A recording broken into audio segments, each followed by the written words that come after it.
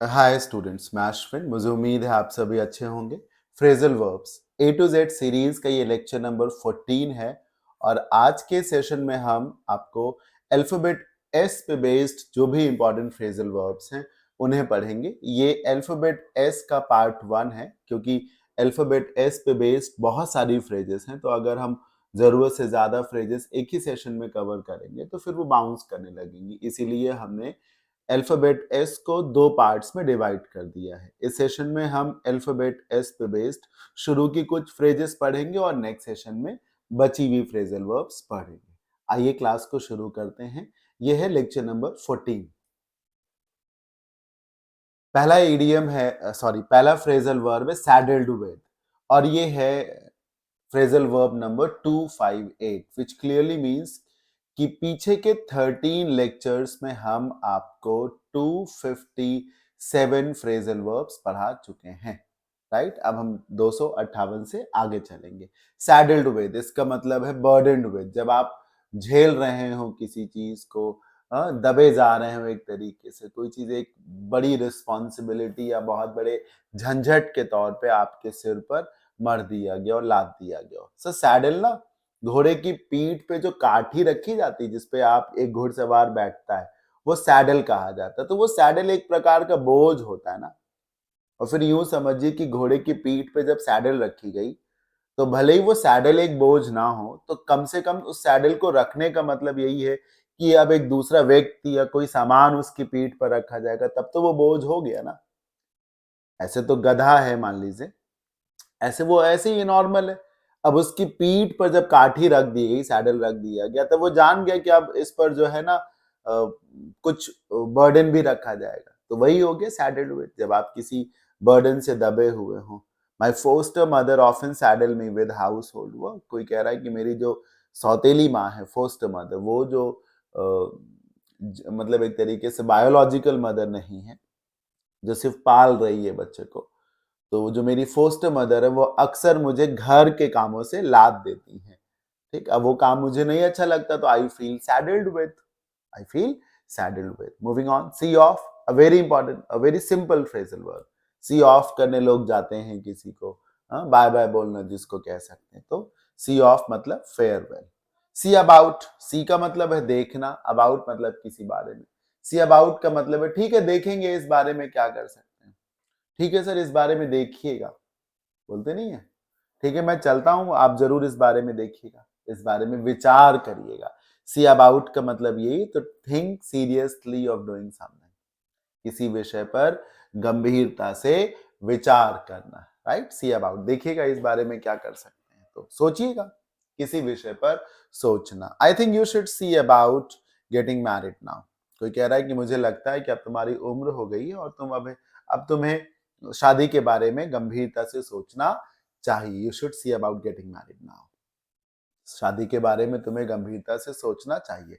Sir, आपको ना N number of phrasal verbs तैयार करनी होती है, तो आपको बहुत जरूरी है कि आप रटने के बजाय समझने पर ध्यान दें। जब आप समझने की कोशिश करेंगे तो आपको बहुत हेल्प मिलेगी। लोकल एग्जाम्पल से रिलेट करें और अच्छा लगेगा। जैसे कि मैंने सैडल्ड विद पढ़ाया, काठी से रिलेट करके बताया, अपने आप समझ में आया होगा आपको। सी थ्रू, थ्रू का मतलब है इस पार से उस पार। सी थ्रू का मतलब है देख लेना, इस पार से उस पार का।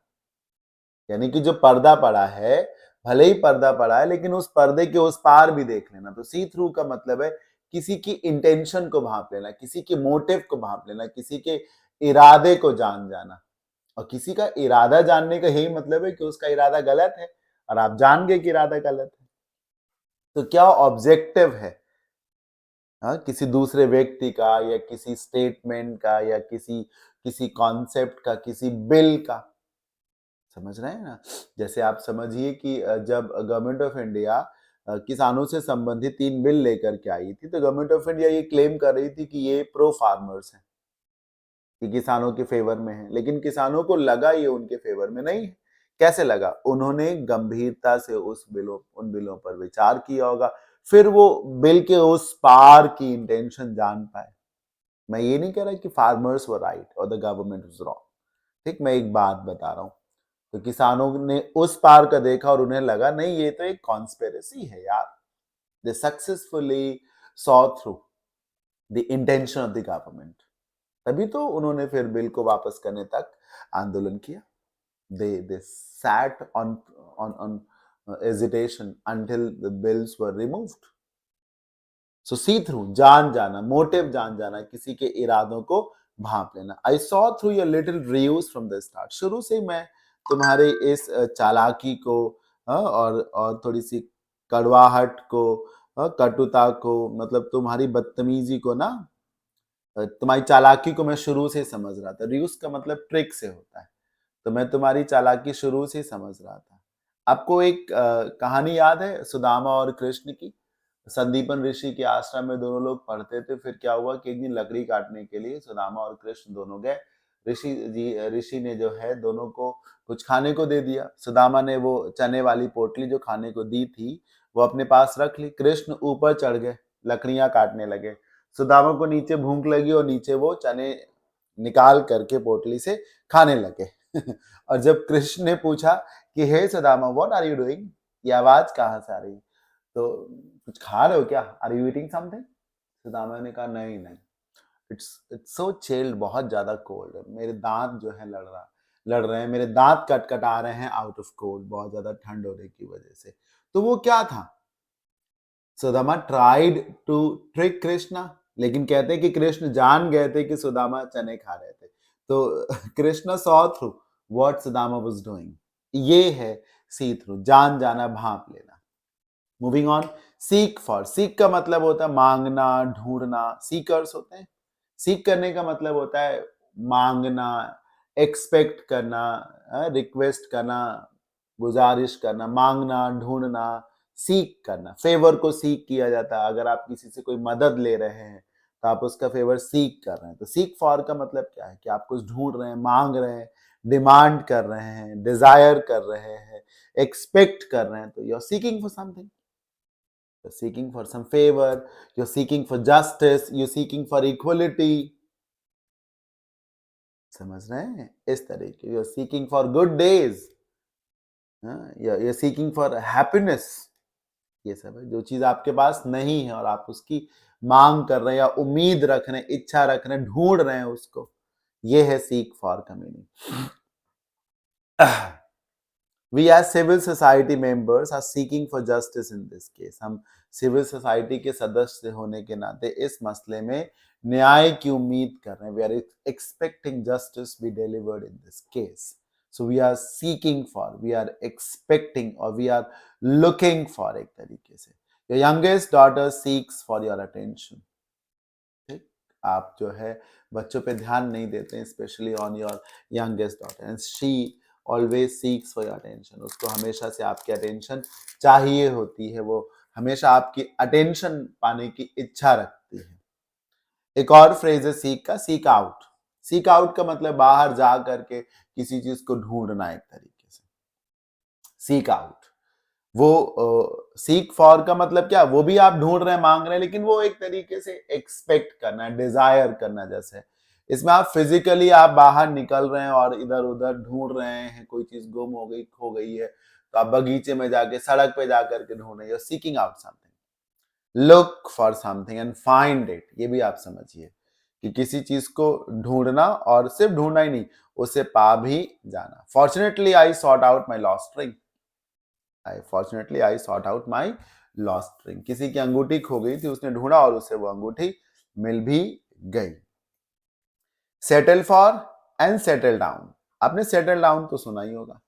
लाइफ का सेटल हो जाना, ये लाइफ में सेटल्ड हो जाना. जब आप सेटल्ड हो जाते हैं, सेटल डाउन करते हैं, तो आप स्थायी हो जाते हैं. चाहे वो कोई प्लेस हो, चाहे वो कोई जॉब हो, कोई करियर हो. सेटल्ड हो जाने का या सेटल डाउन करने का मतलब है कि अब आप कहीं पर परमानेंटली रहने लगे हैं, या आप किसी जॉब में परमानेंटली सेटल हो गए हैं. मतलब स्थायी हो जाना. To start living a stable life, start leading a stable life. समझ रहे हैं ना? एक स्थायी और सही जीवन जीना शुरू कर देना. सेटल डाउन करना. ठीक है? जैसे किसी का यूपीपी कांस्टेबल पे सिलेक्शन हो गया, फिर उसने और कोशिश की और यूपीएसआई हो गया.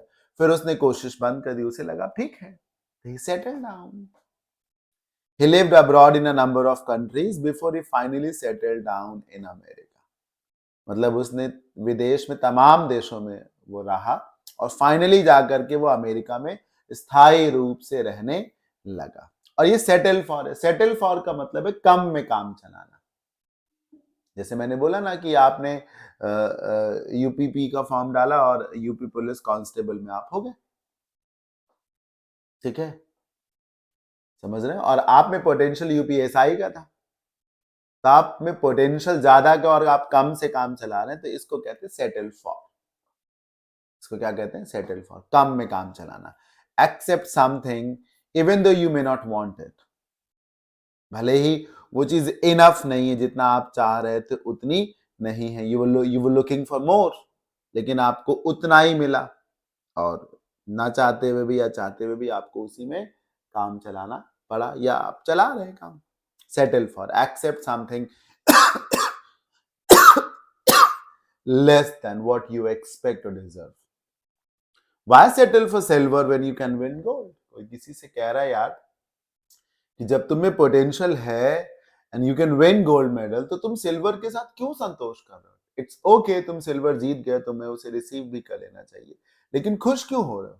You should try one more time. तुम्हें इस गोल्ड के लिए जाना चाहिए। क्यों तुम मान रहे हो कि यही बहुत है? नहीं, जब तुम गोल्ड जीत सकते हो तो why settle for something lesser? समझ रहे हैं? कम में काम चलाना, या कम में संतोष करना, या कम को एक्सेप्ट करना।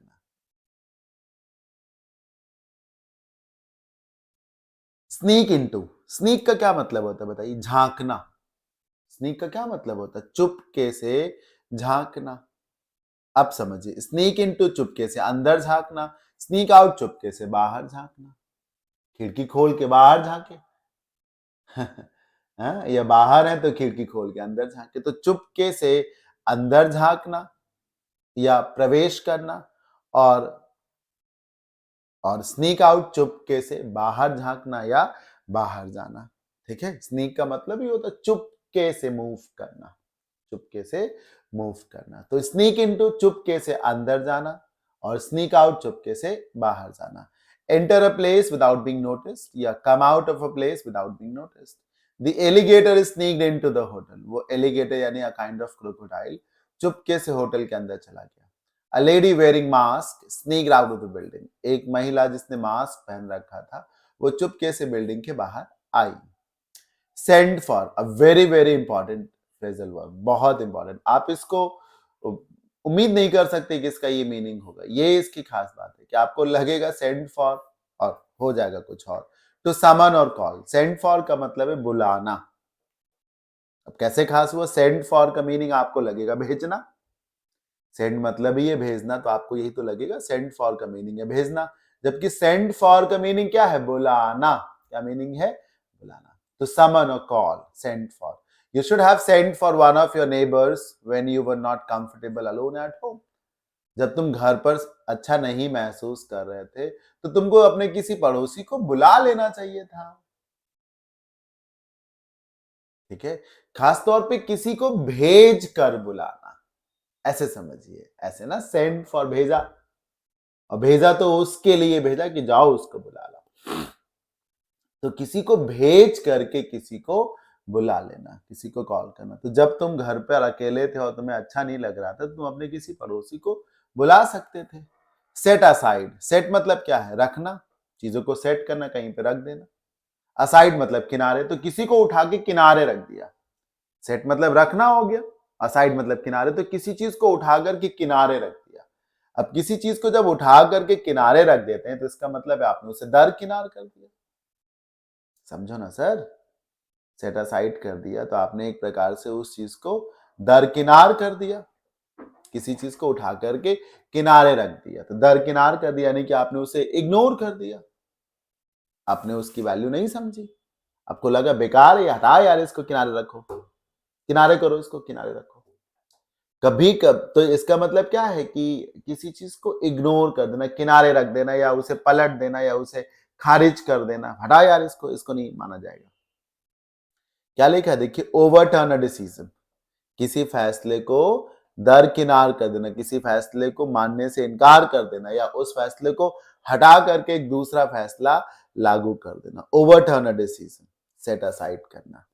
ओवरटर्न अ डिसीजन, किसी फैसले को बदल देना, उठा करके उस फैसले को ठंडे एक बस्ते में डाल देना, किनारे कर देना और नया फैसला लागू कर देना। किसी भी चीज को किनारे कर देना, दरकिनार कर देना। तो टू ओवरटर्न अ डिसीजन, किसी फैसले को पलट देना। The Supreme Court has set aside the verdict of the High Court of Delhi. Supreme court ने दिल्ली हाई कोर्ट के फैसले को किनारे कर दिया। स्ट्राइक डाउन भी इसको कहते हैं। स्ट्राइक का मतलब प्रहार करना, तो स्ट्राइक डाउन मतलब प्रहार करके नीचे गिरा दिया। कोई चीज ऊपर बिठाई गई तो आपने उसे खींच के नीचे गिरा दिया, तो ये भी तो अपदस्थ करना या गिरा देना या हटा देना ही तो हुआ, बदल देना ही तो हुआ। तो सेट असाइड, किसी फैसले को बदल देना, ठीक है। कभी कभी से सेट असाइड का मतलब किसी चीज को उठा के किनारे रखने से ये भी हो सकता है कि उसे फिलहाल के लिए हटा देना, फ्यूचर में देखा जाएगा, अगर इस पे कुछ कर सकते हैं तो किया जाएगा। फिलहाल के लिए उसे ठंडे बस्ते में डाल देना। सेट इन, आना, सेट इन। सेट इन, किसी सीजन के आने के लिए हम सेट इन का इस्तेमाल करते हैं। और सिमिलरली जब कोई सीजन चला जाता है तो हम उसे सेट ऑफ कर देते हैं। जैसे गर्मियां आ रही हैं तो आप सेट इन करिए, गर्मी चली जाए तो आप उसे सेट ऑफ कर दीजिए, ठीक। सर्दियां आ रही हैं, सेट इन करिए। बारिश का सीजन आ रहा है, सेट इन करिए। ये बारिश का सीजन जा रहा है तो आप उसे सेट ऑफ कर सकते हैं। अराइवल ऑफ अ सीजन,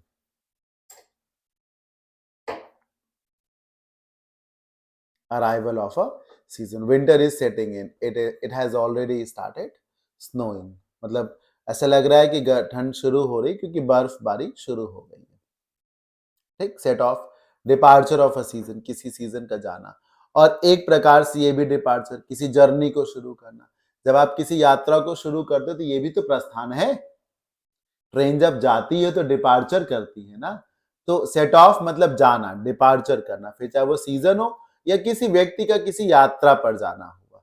अब जब यात्रा पर जाने की बात आएगी तो वो एक प्रकार से शुरुआत भी है।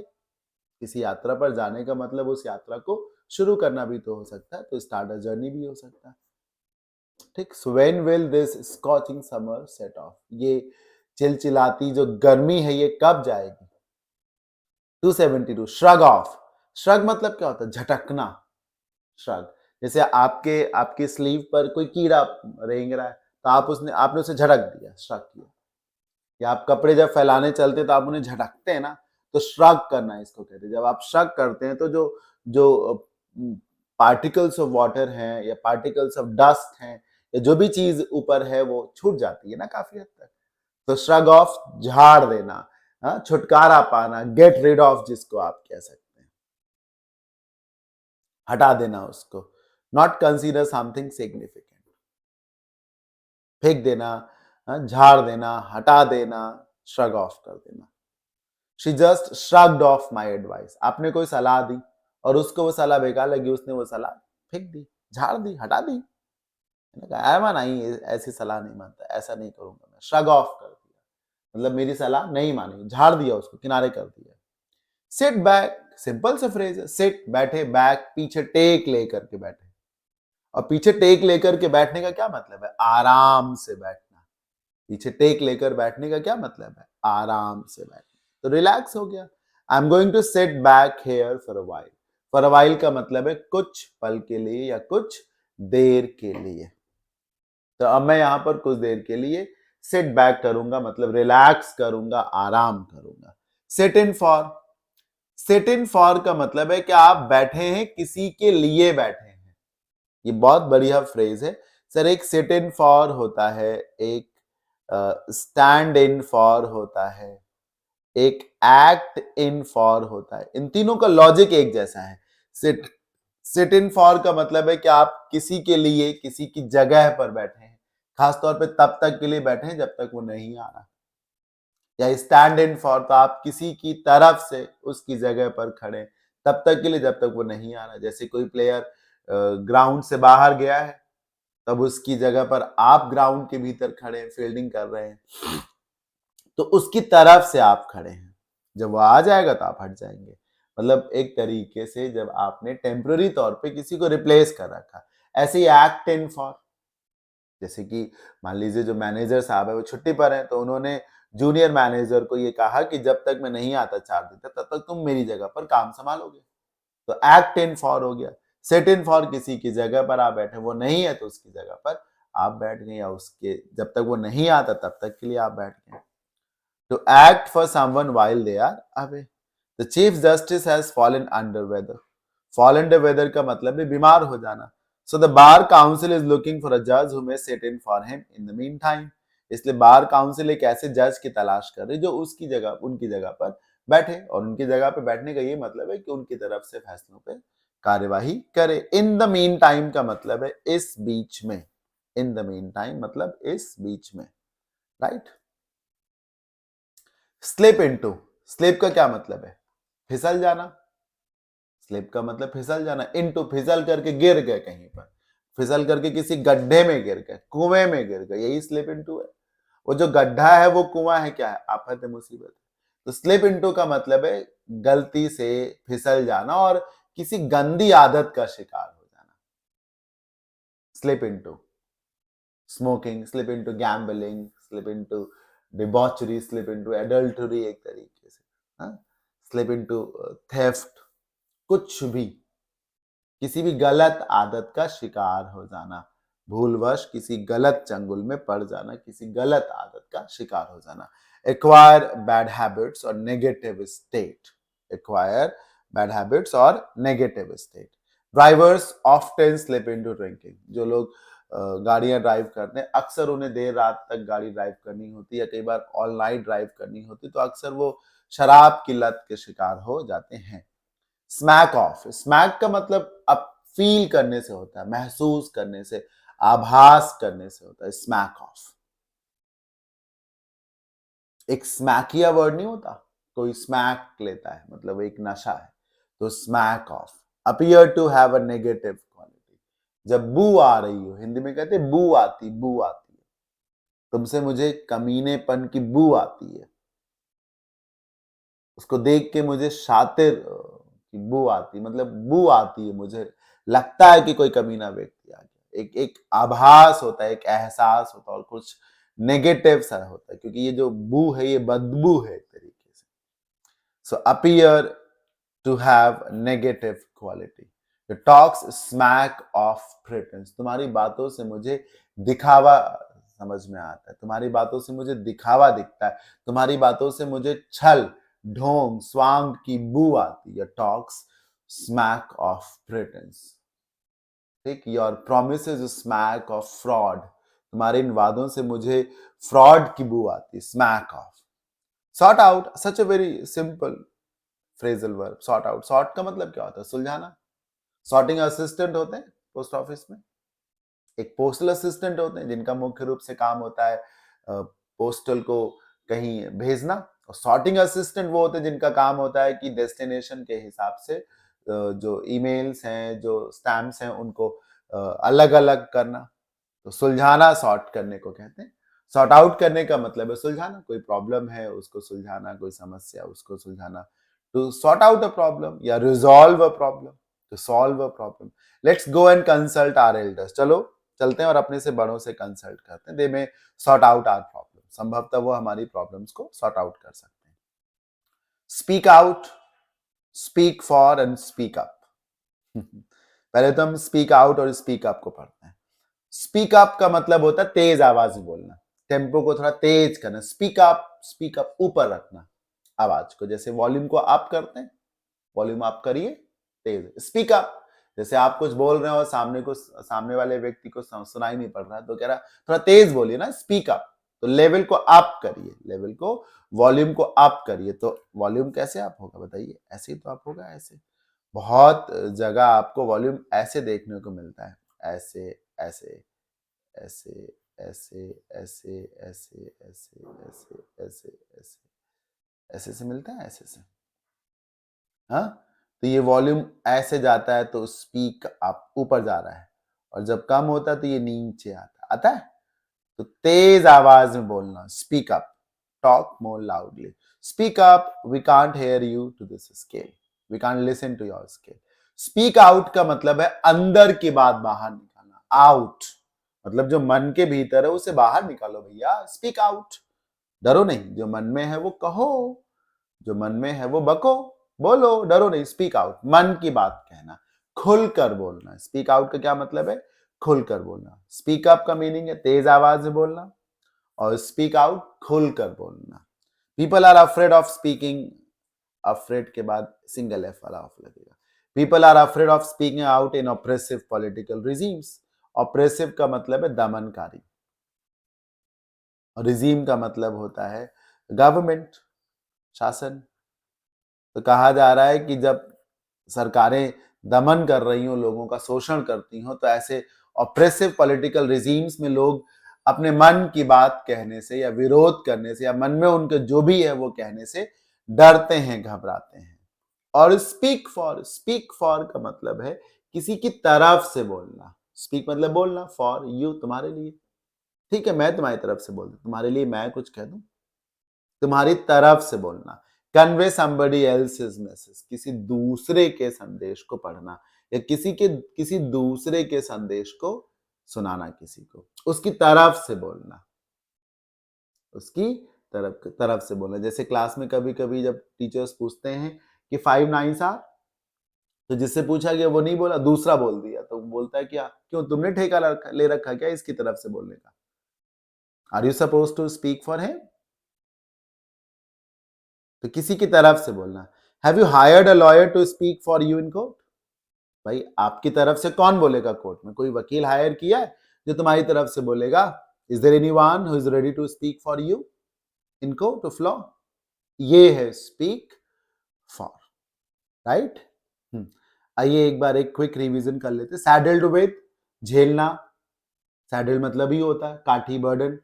सी ऑफ, बाय बाय करना। सी अबाउट, किसी विषय के बारे में गंभीरता से विचार करना। सी थ्रू, किसी के इशारे को भांप लेना, इस पार से उस पार का देख लेना। सीक फॉर, ढूंढना, प्रयास करना, एक तरीके से इच्छा रखना, मांगना, डिजायर करना। सीक आउट, ढूंढना। सेटल फॉर, कम में काम चलाना। सेटल डाउन, स्थायी हो जाना। स्नीक इनटू, चुपके से प्रवेश करना। स्नीक आउट, चुपके से बाहर जाना। सेंड फॉर, किसी को भेज कर किसी को बुलाना। सेट असाइड, किसी चीज को किनारे रख कर देना या दरकिनार कर देना, पलट देना। सेट इन, किसी मौसम का आना। सेट ऑफ, किसी मौसम का जाना। श्रग ऑफ, झाड़ देना, है ना, हटा देना, भगा देना उसको एक तरीके से। सिट बैक, आराम से बैठना, रिलैक्स करना। सिट इन फॉर, किसी की जगह पर उसके अनुपस्थिति में बैठ करके उसका कार्यभार संभालना। स्लिप इनटू, गलत आदतों में पड़ जाना। स्मैक ऑफ, आभास होना, महसूस होना, बू आना, लगना, नेगेटिव। सॉर्ट आउट, सुलझाना। स्पीक फॉर, किसी की तरफ से बोलना। स्पीक आउट, मन की बात को बाहर निकालना। एंड स्पीक अप, कुछ तेज आवाज में बोलना। इस तरीके से आज का ये सेशन ओवर हो जाता है। आप में से जिन भी स्टूडेंट्स को English grammar, vocab and comprehension का कंप्लीट बैच चाहिए तो आप इस बैच को ले सकते हैं। एक बार मेरे कहने पर आप इस बैच के डेमो क्लासेस जरूर अटेंड करके देखिए, आपको जरूर समझ में आएगा ये बैच किस कदर हेल्पफुल है। और आप किसी भी एग्जाम की तैयारी कर रहे हो, ये बैच का कंटेंट सफिशिएंट है। और सबसे अच्छी बात है कि वैलिडिटी लाइफ टाइम है। और दूसरी सबसे अच्छी बात है कि जितना कुछ भी अपडेट होता रहता है वो सब आपको मेरे किसी भी बैच को बाय करने पर वो सब भी मिलेगा। समझ रहे हैं? जैसे कि फ्रेजल वर्ब में अभी मैं अगर 300 प्लस फ्रेजल वर्ब्स पढ़ा रहा हूं तो वो मिलेंगी, और कल को मैं 100 और फ्रेजल वर्ब्स इंक्लूड करूंगा तो वो भी इसी में पढ़ने को मिलेंगी। नए बैच की कोई जरूरत नहीं है। तो आज की क्लास में इतना ही। Thank you so much.